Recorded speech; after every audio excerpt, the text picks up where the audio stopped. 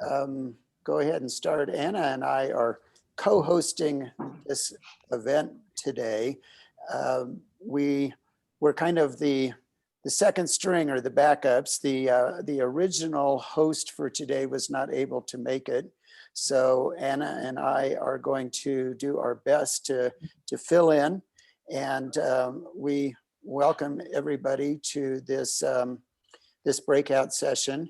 The idea here is that we have a conversation. There's no set presentation here. There's no slide deck. We're just going to talk some about spectroscopy, and since we've only got 10 of us, that's good. It's a nice small group. We can all communicate well with each other. If you are currently logged in and you have your video off, feel free to turn it on if you want. It's always nice to be able to see a person to go with a voice. Also, I imagine most of you have yourselves muted right now, but you can feel free to unmute anytime you want to talk and jump in to the conversation. This is a group related to the AAVSO spectroscopy observing section. And so we can talk some about that today if you want. We can talk about how to get started in spectroscopy. If you're just getting started, we can talk about more if you want. We have Francois Cochard with us today. He's the owner of Shellyak and the manufacturer of most of the spectrographs that are used by amateurs nowadays, at least all the slit spectrographs. So we have a great resource there. He's also the creator of the Demetra software. So if you're familiar with that, we can talk about it. So there's a lot of things that we can discuss today. So why don't we just each introduce ourselves and say why we're in this meeting, and then we'll just take it from there. So I'll mute myself, and Anna, why don't you go next, and then yeah, no problem. Other people can jump in. Okay, so hi, I'm Anna. I'm an ambassador for the AAVSO, and I recently got into astronomy like a few years ago. I took an astronomy 101 course at San Diego Mesa College with Arena, and it definitely was life-changing. And I decided to just start taking more physics classes, more math classes at night, because I work full-time as an associate scientist for cancer research. And so I'm kind of doing this double life here and trying to figure out, trying to explore the astronomy realm, and have a little experience in binary star through the Voice Astro program, Brief, I think it's called. And then some little bit of a research experience with exoplanet transits through Voice Astro's program / AAVSO's program. And that's been really a lot of fun, and I'm trying to get back into it, but all these meetings keep happening the last few weekends. I haven't had a chance to get back into it, but I attended the spectroscopy workshop last weekend, and I was like, what? I was like, I need to buy a 3D printer soon. I want to make one of those little spectrosgraph, and I kept hearing about the UVEX3, and I'm like, oh wow. So I already looked into a printer, and I'm gonna try to. Oh, go ahead. I think. Yeah. If everybody could mute themselves, lower left corner on your screen there's a button. Other than the person that's actually talking, that would cut back on the background noise. Go ahead, Anna. Yeah, thank you. And so I just want to learn more about the whole printing, the UVEX3, and then just get like an intro of just how to do spectroscopy. I forgot who it was that did this presentation, but she was the hippie, the tie-dye shirt person. She just made it sound really exciting and like easy for like a beginner person to get into. So that's where I'm at. Anna, her name is Lauren Harrington, and you'll be interested to know that she is also an AAVSO ambassador. Yep. You should be able to fairly easily touch base with her. Yeah. All right. Well, Yeah. that all sounds good. Thank you. Greg suggested that maybe I should introduce each person because I can see your pictures or your names. So I'll just go in order here. And next up would be Greg. Hi all, I'm a professional astronomer. You may have just heard me talk. I'm interested in what I call the stellar undead. So neutron stars, black holes, white dwarfs. Actually, in the order of black holes, neutron stars, white dwarfs. But my main interest is trying to understand the capacities of the AVSO spectroscopists and how to potentially get them involved in more actual scientific campaigns. So in particular, for instance, right now there's a super outburst ongoing of a cataclysmic variable called BY Aquarius. I've started a campaign on AVSO and posted in the spectroscopy forum about the possibility of what amateur, what you all might be able to do with your systems, depending on your resolutions. Anything from what you could do with a R equals 500 to a R equals God, this is really great spectroscopy system. But I also don't have a great sense for what people's capacities are. So I got some help from Robin, I'm forgetting his last name or her last name, on the forum about their capacities. But you know, everyone's capacity is going to be a little bit different. So I'd love to find that out in this meeting. That would probably be Robin Ledbeater. Yes, it was. And okay, all right. Well, thank you, just Greg. so I get, you have to know the pronoun? Pardon? You have to know Robin's pronoun. Yes, he, him. Okay, thank you. You're I just want welcome. to get it right the next time. Next up here we have Francois Cochard.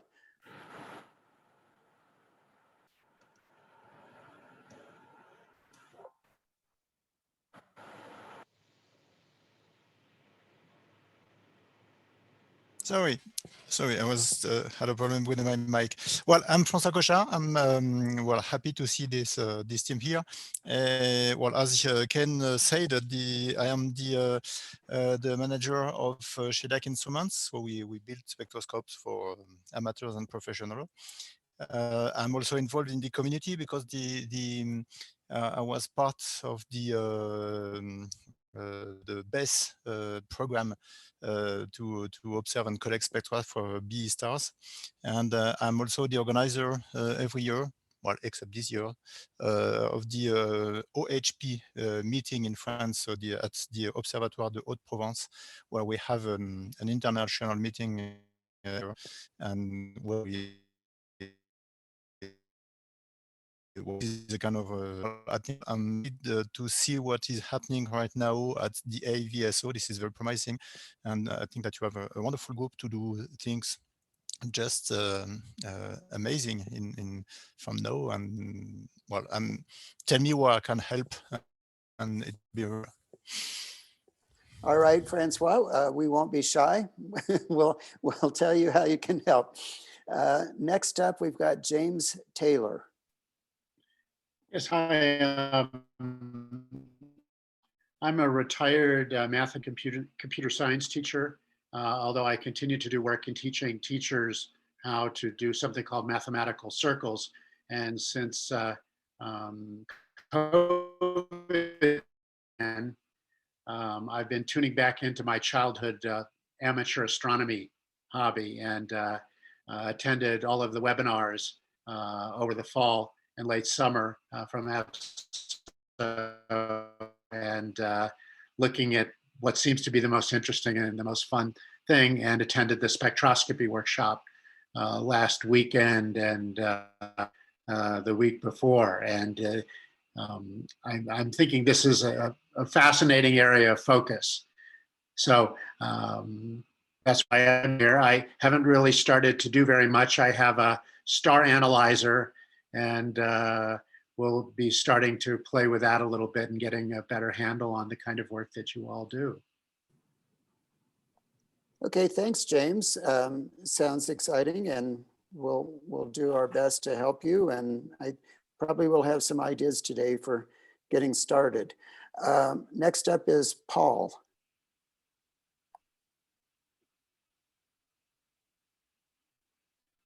Paul, if you're talking, you're muted. So Oh, there you go. I'm here. I'm just getting started. I just picked up an analyzer about a week or two ago and just waiting for a CMOS camera. All right, great. Welcome. The next one on my list, I'm sorry if I'm going to pronounce this wrong, but I'll do my best. Ferrat.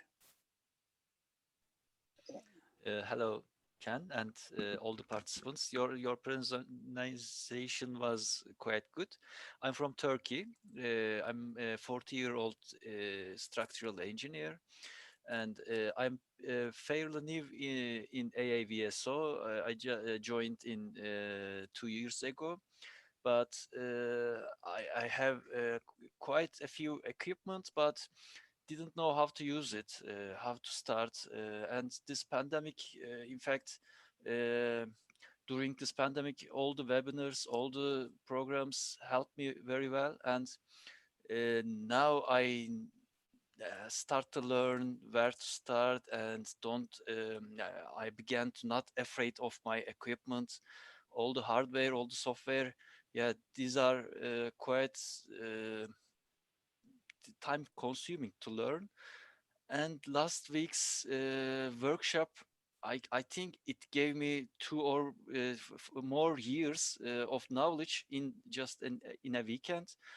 And as a beginner, and I don't live in America or Europe. We have less knowledge to learn, and these webinars and all the programs were excellent, and I hope that they will continue after the pandemic. And I expect from this section, spectroscopy section, to organize programs for the beginners to make, apart from the AAVSO, we can organize some maybe events, some meetings, I don't know, to help the beginners. And that's all I want to say. Thank you. Hey, thank you very much. Greg, you're up next. Hi, I'm Greg Donahue, not Greg Sivikov, and I've been involved in amateur astronomy for a number of years. Started in 1997 with the comet is what got me really interested, and then I started a nonprofit here in the Northwest in Washington State called Celestial North. You might have seen years and years ago our organization won the 2006 Out of This World Award in the Astronomy magazine for outreach. And we did a radio program and public presentations and such. Greg Sivikov, I'm going to be interested in your upcoming talk about public speaking and such as well. So we'll be attending that pretty soon. Anyway, equipment wise, I bought a new Meade 8-inch telescope this year, which was dead on arrival. Have been dealing with that for quite some time, but then I bought a Celestron 8-inch because I've learned that it might be better equipment, and it has gear problems, so I'll be sending that back. So I've been trying to get into spectroscopy, but so I've been talking with him about that. So I'm just now getting it started, and I hope to be able to contribute to the AVSO, but also to do public presentations with spectroscopy and such for the public. That's where I'm at. All right, thank you very much. A lot of cloudy skies. I think Patrick would be the next person. Hello, everybody. I'm located in rural Tucson area in Arizona. You can see from my background. I recently retired here from Chicago, where I lived for a very, very long time and wasn't able to do very much astronomy there. So I'm now in the process of building my observatory and choosing equipment to furnish it with. I attended the workshops on spectroscopy the last couple of weekends as well. And previously, all the webinars that were given by the AAVSO all summer long, and they were all extremely interesting.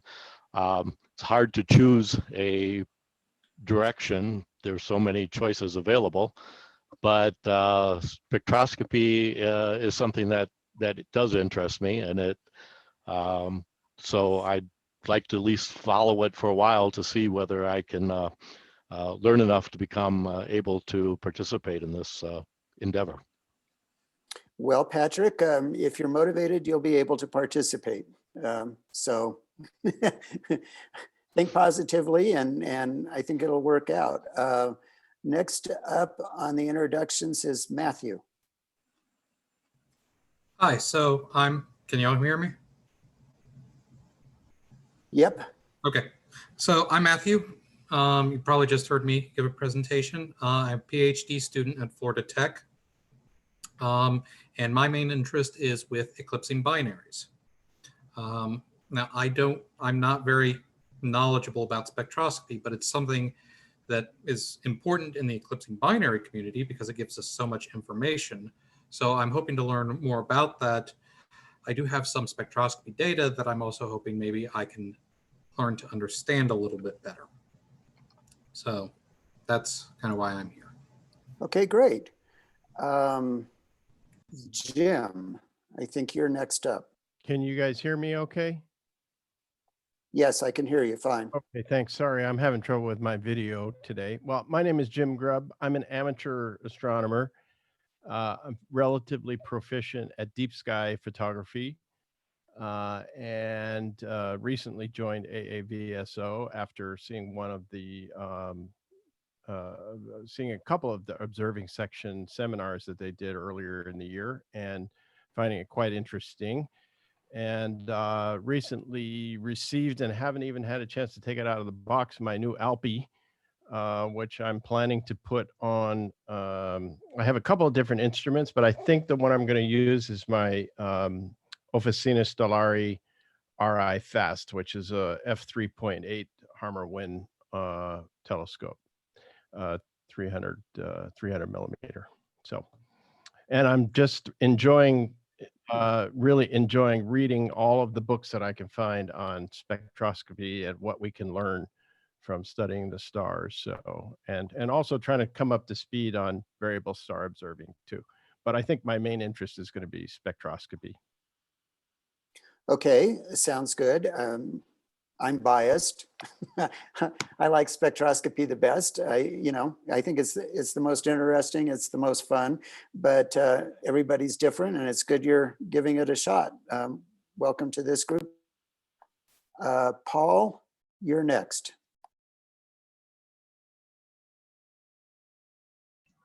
Yeah, I think you already spoke to me earlier, but I actually have a question. Can you unmute it? Can you hold on just a second with questions, because I'm okay. trying to go through in order here, and the names and pictures keep jumping around. So it's a little tricky, but I do believe we still have one person left to, at least one, to introduce themselves, and I think that's Sean.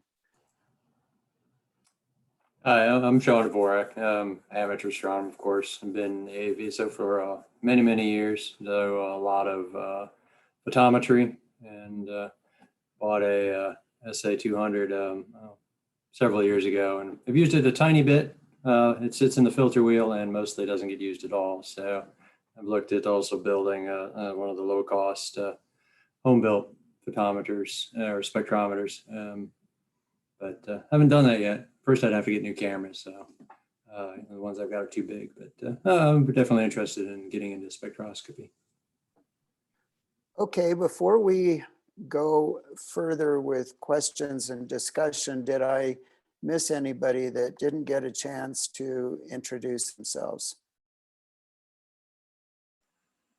Hi, this is John Briggs in New Mexico, and I'm retired, but I have a long interest in AAVSO, and we have just set up a Meade 10-inch Schmidt Cassegrain here, And we have this is the Magdalene Astronomical Society.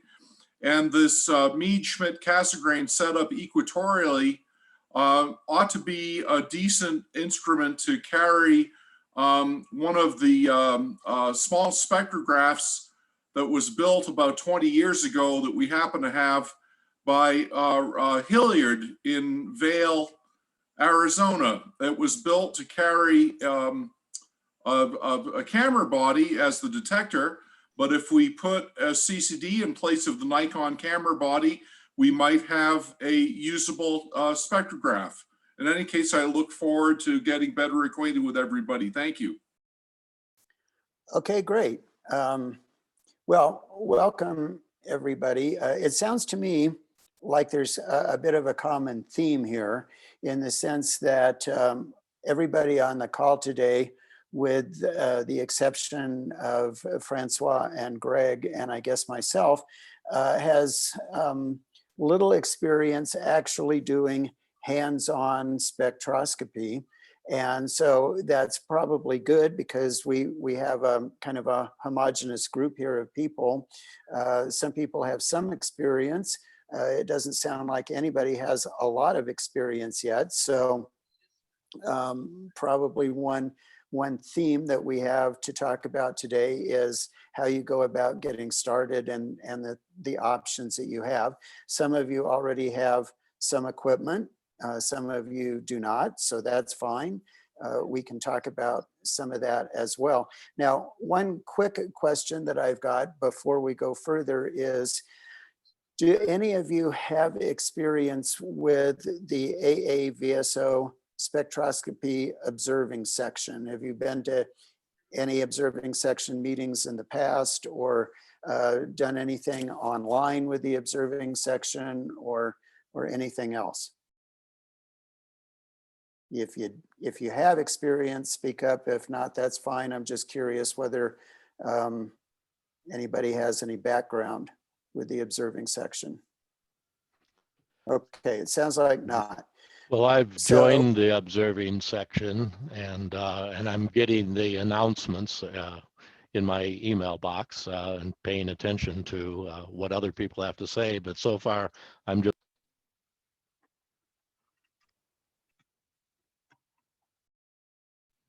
Patrick, you muted yourself accidentally.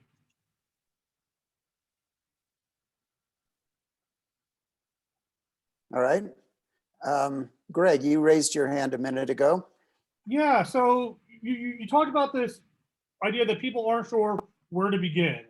And so what I'm wondering is, maybe is there a list of one, or maybe let's say 3 different objects, which we could have as the introduction of, look at this object, do this type of thing, look at this object, do this type of thing, and as a way of progressing up to help people get sort of on board, because there's so much stuff you can do, and I would be worried that we need structure, that people need structure to figure out what's the easiest thing to start with to start refining their skills. And I'm sorry if you guys already have this. You know, it's a great idea, I think, Greg. And that's part of why I was asking if people here had experience with the observing section, because it's possible the observing section has done something like that. I'm not sure. As I said, I'm kind of the the stand-in today. And so I'm operating blind a little bit. I'm not sure what has been done in the past with the observing section, but I think that that's a great idea of where to start in terms of putting together an observing program. If everybody in the group observes the same object, then that would be good.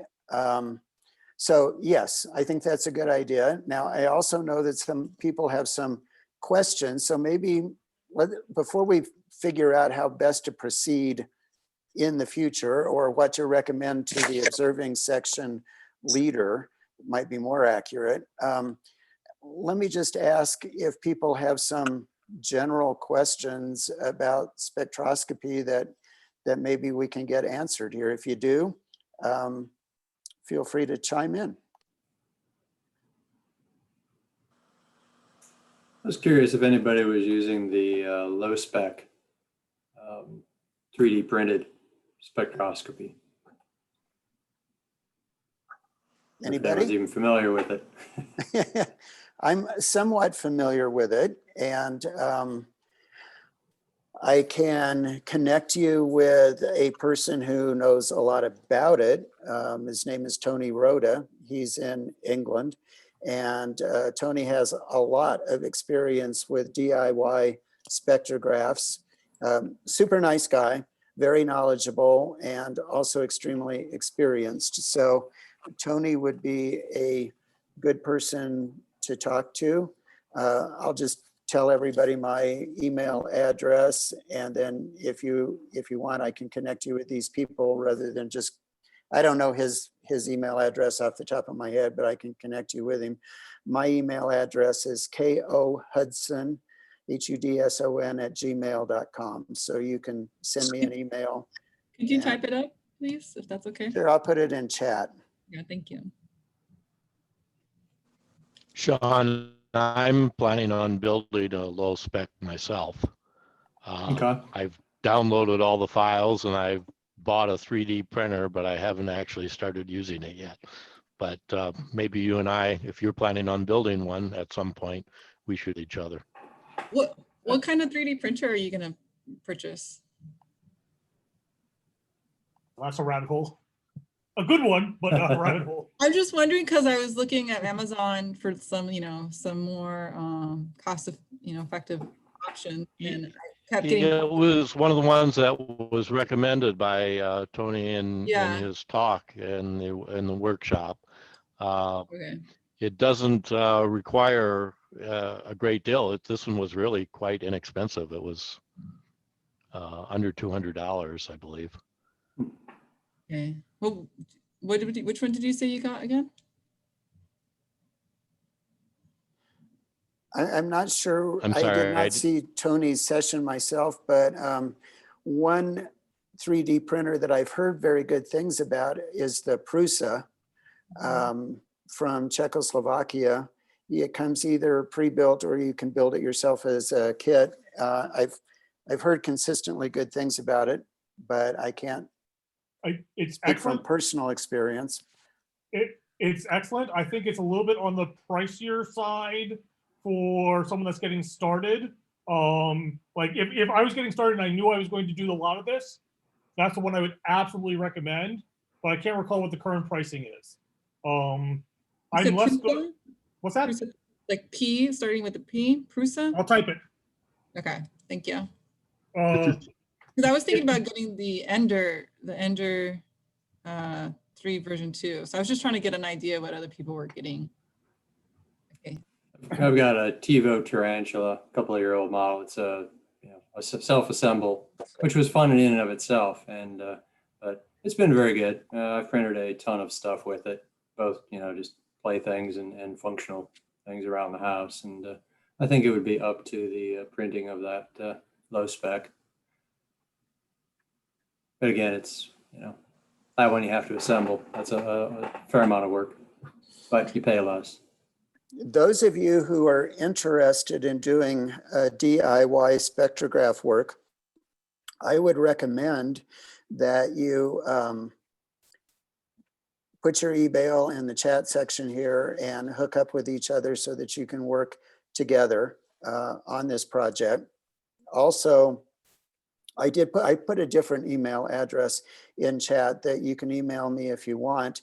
And what I will do is when this session is over, if you send me your email addresses, I'll pass it on to the guy who is the actual observing section leader of the spectroscopy observing section at the AAVSO. So he has your contact information and you can be included on future emails or communications about meetings and et cetera. So feel free to email me if you want me to pass that on. His name is David Whalen, and he's the observing section leader. So I'll pass on your name and contact information if you want. Now, are there people considering the use of the star analyzer as a way to get started? I know a couple of people mentioned it. Is anybody thinking about that as a, okay, we got one at least. Anybody else here? Okay. For sure. And one of the concerns I had is right now I'm using a telescope I have had for many years. It's a fast Richfield telescope, and I've heard that could be a disadvantage. I plan on getting a larger, something perhaps on the order of a 9 or 11-inch Schmidt-Cassegrain. But for now, I've got that, and I've heard there might be issues with using a telescope that's that fast for spectroscopy. Is that true, or does it depend on the telescope, or what? Maybe this would be a good question for Francois to address. Francois, can you talk about the use of fast telescopes with either a star analyzer or a slit spectrograph? Well, well, if I try to think simple, well, for the best telescope in the world is the one you use. So start with what you have, and this is don't wait for having a telescope to start. You know, it works. You cannot hear me? I could hear you, but you Yep. broke up a lot on my screen anyway, and your image froze. So can you maybe back up and re-say what you said? Well, I was saying that the first point is I think the best telescope in the world is the one that you know and you use. So don't wait for a new telescope for spectroscopy. Right. Now, regarding the star analyzer, you know that the star analyzer is a grating that we put in the converging beam of the telescope, and we put the grating in this converging beam, which is heretic, optically speaking. So it's really not a good way to do, but it works. And of course, you can understand that the faster beam you have, the more open zone you have going through the star analyzer, the higher will be the operation. So it's better in this case to have a slower telescope, and yes, an f10 will be better. But again, you can also put a barlow behind your telescope to slow down the optics. I think one thing that we learned last weekend from Lauren Harrington is that you can do an amazing amount with a little. And you can also do, like Francois says, you know, go with the telescope you have. Lauren went with the telescope that she has and has been able to do some amazing things with a manual Dobsonian. And so Francois's point is excellent here, I think, is start with the equipment that you have and learn as much as you can with what you've got, because you don't have to go out and buy a lot of new equipment, and it doesn't have to be an expensive proposition to get started with spectroscopy. And I think that that's one of the things I'd really like everybody to know today is that, you know, if you're interested in doing this, you can do this. And there is a community here that will help you with that.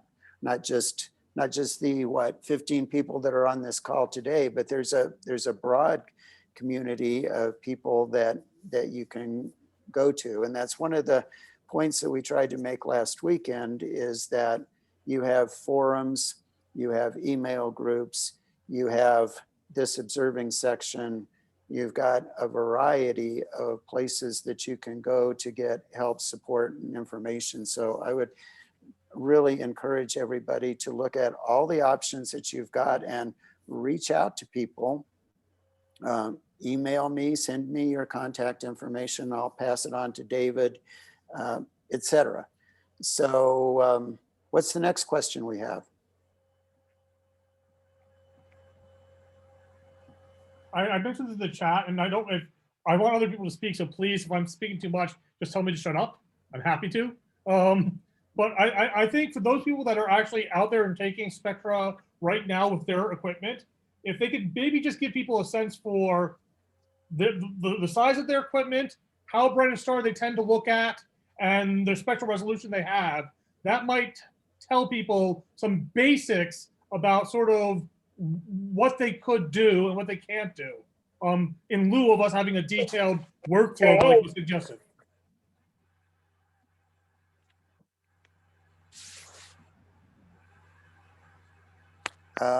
Okay, I will jump in, Greg, and start the conversation, but I'm like you. I don't want to sit here and talk during this whole hour that we have allocated. I'd like other people to talk as well, but in the interest of getting things rolling, I typically use a LIRES spectrograph, which is a high resolution spectrograph on a C14 telescope. And the resolution that I'm able to get with that is, well, in theory, 18,000, which I have been able to routinely achieve, but sometimes I've been able to get it higher, to even closer to 20,000. And so it's a slit spectrograph manufactured by Shellyak that provides high resolution data. And most of my targets have been BE stars. So for people just getting started out, if you're interested in pro-am collaboration and you're looking at a research area to get involved in, I think BE stars are a great starting point. For those who were at the workshop last weekend, we had a great presentation by Coralie Niner talking about BESS, the BE star spectra database, which those presentations will be out on the AAVSO YouTube channel soon. Lindsay has been swamped for weeks now, but they will be out there soon. And so if you didn't get a chance to see Coralie's presentation, you can, along with all the other presentations. They were all recorded. So they'll be out on the YouTube channel if you're interested. So that's what I've been doing. Okay. How bright are the BE stars, since not everyone may be an expert?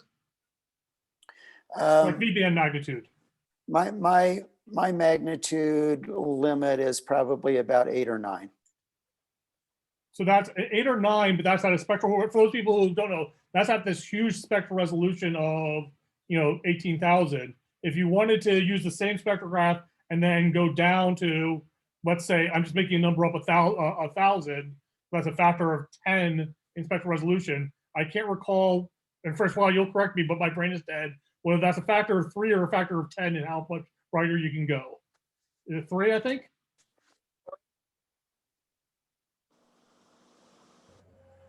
Francois? Francois frozen. Sorry, sorry, I didn't understand your question, Greg.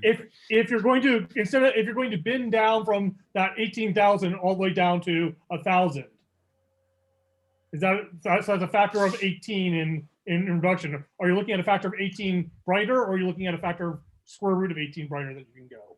Oh, well, it's not direct. It's not. It's more like the square root of the factor, for sure. Well, okay. The idea is very basic. The more dispersion you have, the less photons will on each pixel, so you will sensitive. But this is an error. So divide the resolution by 20.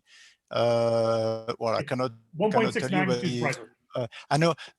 Just to have an idea, roughly, I think that can say that C14 it can go up to the magnitude 8 or 9, and I think that with the LISA spectroscope, which is the resolution of 18K, and in that case you can go, I think, routinely to exactly, maybe 14, maybe magnitude 13, 14. I don't know exactly, but this is the idea. And for sure, you have to keep in mind that getting a higher spectroscope will give you details in the profiles, but the disadvantage is that you have two disadvantages. Is that you'll have a very limited bandwidth to observe in one. The second advantage that you will have to expose for longer time for the same magnitude. Okay, so if you, and it means that when you do that routinely, it means that you will observe less targets during one night with the high resolution than the low resolution. So we cannot say a high resolution is better than low resolution. Okay, they are very complementary.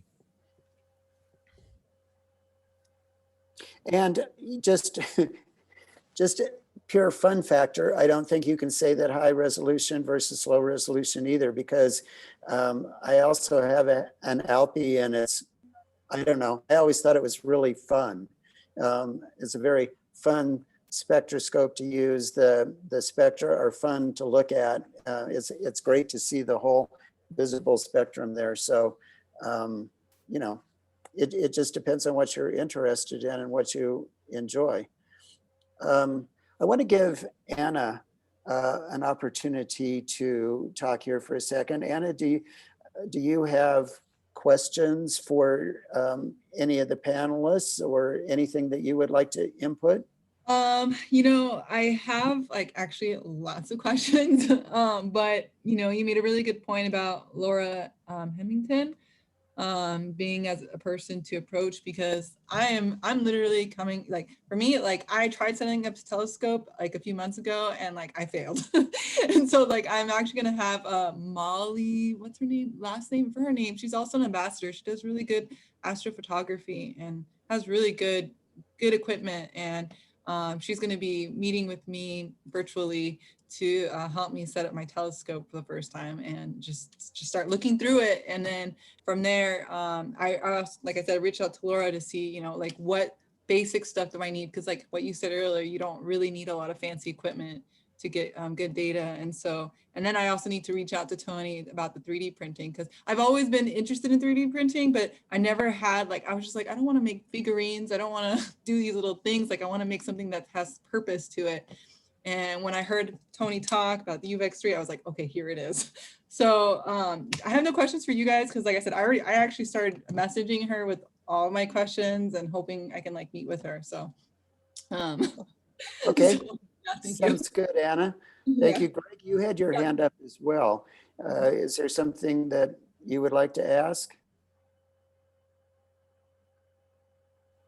Yes. I in some of the previous sessions that I had attended, there was this is, I think, in the summertime, there was a discussion about filters, and as I recall, it seemed to be like a pretty grim landscape in terms of the availability of filters. I don't know if I got the wrong impression or not, but it seemed like some people have been absorbed into larger entities. I don't know what it is, but I'm just wondering about what a person would do if I'm looking for a basic set of filters so that I can, you know, get the right bandwidths for this spectroscopy.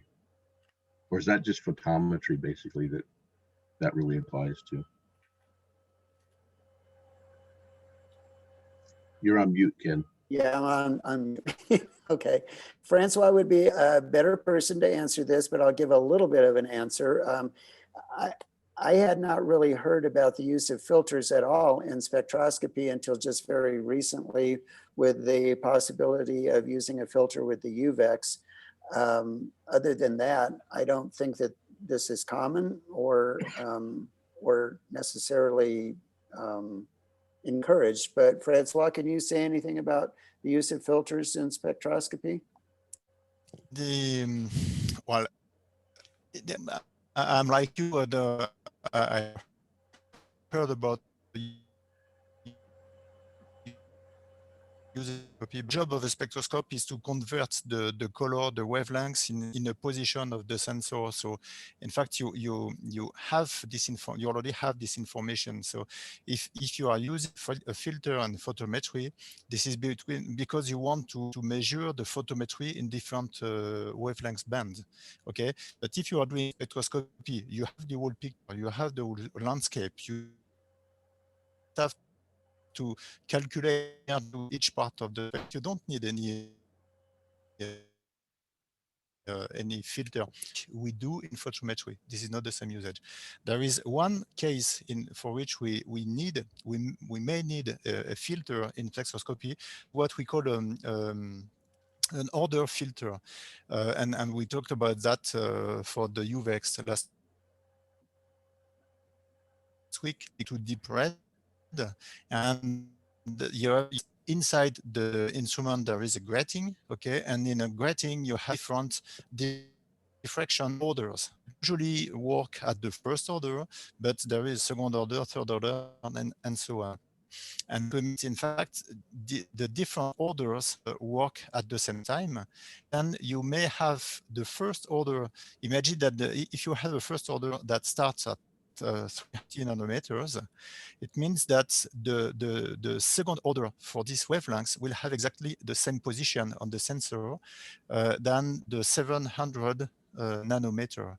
And if your spectroscope able to cover all this range, then you will an overlap of the first order of the red spectrum and the second order of the blue spectrum. Okay, and to avoid this overlap and then the mixing of the two spectra, then we put a filter order that cuts, for instance, every low, in our case, 530 nanometer. Okay, so we call the blue part to be sure that when we observe the red part, there is no risk to have the second order of the first order of the blue part of the spectrum. Okay, but this is very, very technical. And by the way, there is only the gratings that have this order effect. If you are using a prism, there concept of orders. In a prism, the rule spectrum is sent in a single order, in fact. Briggs, I hope I'm. Yep. If you're doing a prismatic spectra, is there any concern about too much light leaking in from the red with fringing and some of these other techniques, or is that all taken care of by the prism? I'm just trying to think, because I know the few times I've done spectroscopy on professional instruments that there's always a crap ton of fringing in the red, and I can never remember if that's intrinsic to the red light or to light that's even redder than the light getting folded in. I can't remember. I know that the fringes problem is also very technical, and it is usually, well, if I'm right, this is usually linked to the piece of glass that you have in front of the CCD itself. And these have some interferences effect. And most of the time, this is in the blue, in the red part. You're right. And really depends on the sensor. But this is not there is nothing to see with a filter, as far as I know. I've never heard about that. Yeah, I definitely agree. You don't need it. You don't need it too often. It's maybe when you get deep into this that you might start thinking about that. But to start off with, you could literally start off with a piece of glass looking at the sun's projection onto the sidewalk, and you'd be good.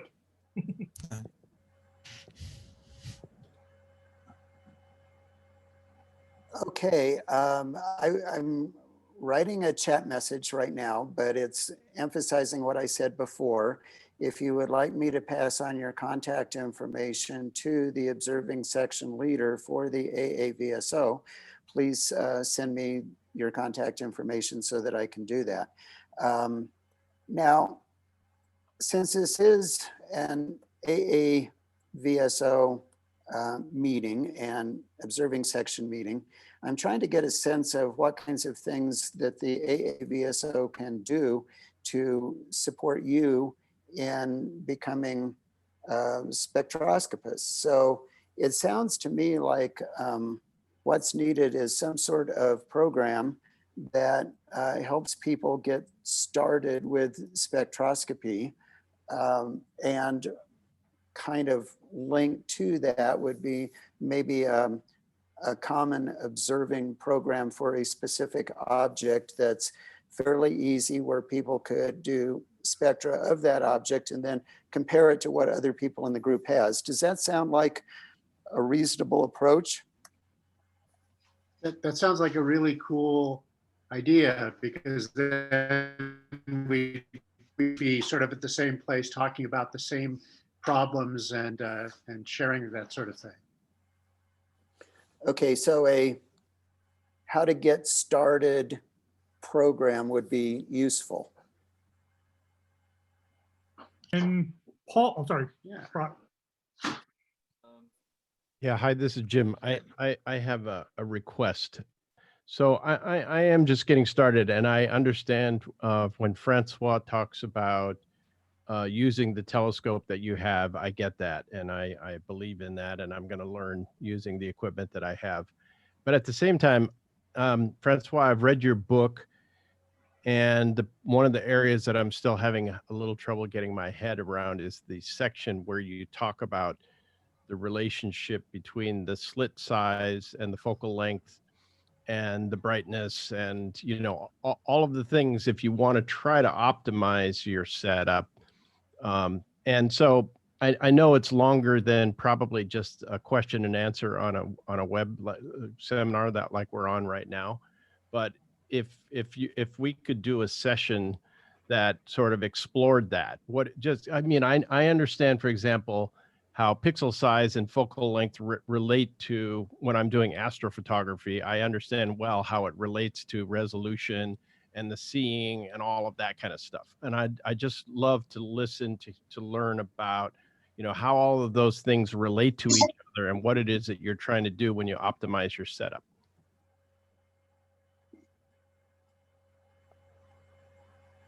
Well, a quick correction. Well, maybe we can a meeting one day. Yeah, I'm not suggesting that you try to do it just like off the cuff here, but it can be very interesting if you are interested. This is this is something quite basic. Of course, when I told earlier that the best telescope is the one that you have. Of course, at the beginning you will start with objects, and then you'll even if the instrument is not very efficient, it's not a big deal. So you can go ahead. But of course, once you have observed the bright stars, you will want to go for fainter stars. And in this case, you'll have to ask yourself, how can I optimize my installation, and what means optimizing the instrumentation? And well. I don't know if you want me to take more time right now on this subject, but maybe we can organize something in coming weeks, months, when you want to talk more in detail about that. Yeah, I think that, you know, now's probably not the best time because we've got 6 minutes left in the session, and it's a big topic. It's a but yeah, it is definitely something I think where there's an interest, and so, you know, doing something in the future would be a good idea. Greg's got his hand up. Yes, Greg.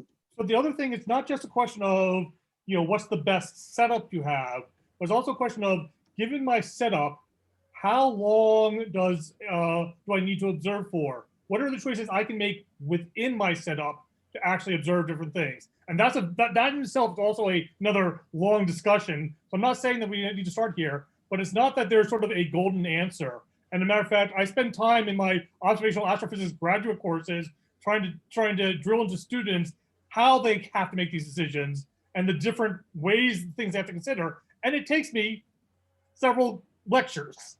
So the actual optimization it can take some time. But again, you start off big or start off easy, and then as you do more stuff, you might be able to say, oh, you know, that spectra I just took, it wasn't good enough. Well, what happens if I observe for longer? You know, is there a benefit for that? Is there a problem with that? And that type of optimization will take you time to do. So it's not just choosing the right instrument, it's choosing the right thing to do with your instrument. Well, yeah, I'm gonna chime in with something here that I'm kind of surprised that Francois hasn't said, because, you know, when you ask some of these questions to Francois, oftentimes the answer you get is, it depends. And and I wanted to tell it. Yeah.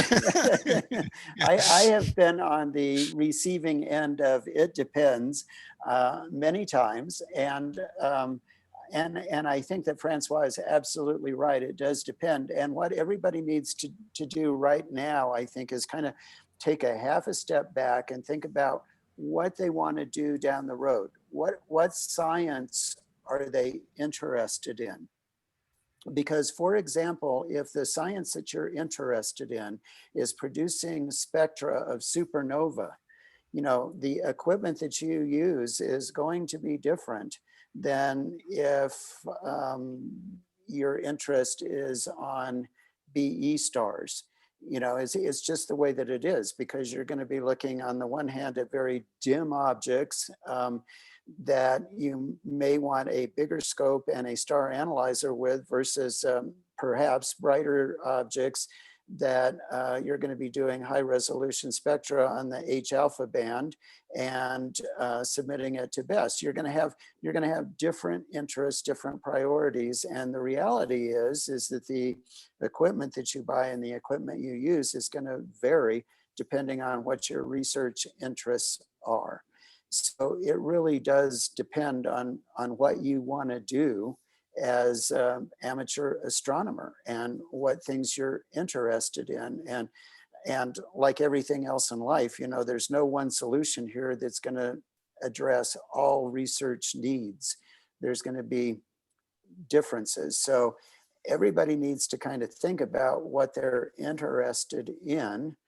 You know, if you what you want to do is stellar classification, then you might have a different equipment selection than if your interest is in planetary nebula. So I'm just going to say, give some thought to what you want to do as an amateur. And because, as we said last weekend in the spectroscopy workshop, in the end, it's all about the science and the fun, but the science is a big part of it. So you need to think about what kind of science do you want to do. Now, over time, as you do more of this, you'll learn more about what kind of science you can do, but there are a lot of good books out there, and there's a lot of great information on the various forums, the BAA forum, the ERIS forum, and the AAVSO forum related to spectroscopy all have a lot of good information, and there's a lot of good books. So that's a basic thing that I think people need to do before they worry too much about which equipment they should buy or which equipment they should have. It also depends on, you know, if you're, for example, if you're working with Greg, you know, if you're lucky enough to have a professional that you're going to work with, that might drive some of your decisions too, because that professional is going to be looking for a certain thing. I've been lucky to work with Drew, who many of you heard last weekend give a keynote presentation about the science case for the UVEX. And Drew has certain requirements based upon his research interests. So there's a lot of factors that go into the decision of what equipment do I need. But the bottom line is that, as Lauren showed us last weekend, you can do a lot of really interesting stuff without spending a huge amount of money. So consider that as well.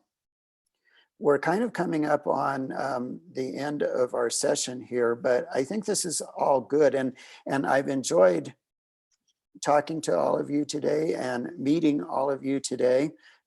Follow through and send me your contact information if you want David Whalen to get in touch with you in the future, and you can be part of the spectroscopy observing section.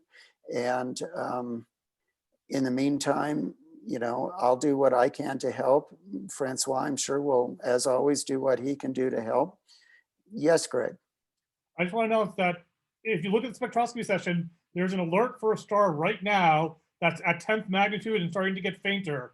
And low resolution spectroscopy would be great. And I've got details on the actual forum. So if you're looking for something where you want to get started now, I might be able to help a little bit, although I'm going on vacation Sunday for a week. Unfortunately, right when the star is probably right when you'd be doing most of the observing. I need a break desperately. Well, this is what I'm talking about. I mean, one of the best things about science as an amateur is you do have the opportunity to do pro-am collaboration. So there you go. You know, if you're looking for that opportunity, here's a professional who's asking for help. And in my opinion, it doesn't get better than that. So does anybody have any final questions before we adjourn for the day?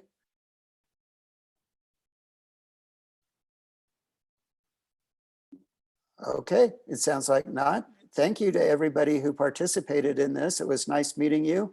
And I'm sure I'll see you down the road. Hopefully, we'll be able to see you next year in the Boston area in person at the spectroscopy workshop and at the annual AAVSO meeting. So in the meantime, we'll do more things in terms of webinars and seminars and all of that. So take care and thank you very much.